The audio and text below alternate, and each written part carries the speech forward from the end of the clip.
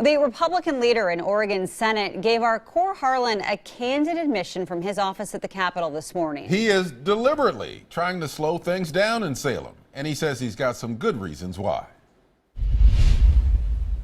In Salem, state Senate Republicans say that they have refused to waive rules that require the text of each bill be read out on the Senate floor. Seems like a small thing, but what it means is that some bills now coming to the floor have taken more than 3 hours to read aloud and just a couple of minutes to pass. Is it a work slowdown, foot dragging by outnumbered Republicans in the state Senate? I talked with Senate Republican leader Ted Ferrioli this morning, who says, yes, in fact it is. Do you worry about the stigma that by not waiving the reading of the rules that you guys are obstructionists or anything else like that? Are you being that way? Well, yes. He allowed Senate Republicans to take a pass on a rare late-night session of the state Senate last night to try and slow things down. When you have only procedures, if you don't use them, you can't protect good people from bad outcomes. He's concerned about everything from low high school graduation rates to the welfare of children in state foster care.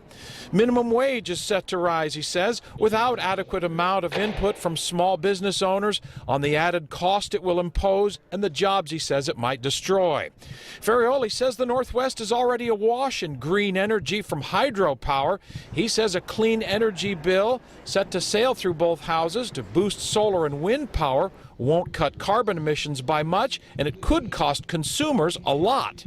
And we don't think consumers have been adequately informed about, number one, the expense, and number two, the real question, what are they getting for their money? Senate Majority Leader Ginny Burdick, a Democrat, dismissed the concerns and asks how Democrats are supposed to compromise on legislation when Republicans aren't there to negotiate with. To have this kind of tactic used is an insult to working Oregonians who never could call up their office and say, we're not coming to work today because we don't like what our coworkers are doing. At the state capitol, Cor Harlan, KOIN 6 News.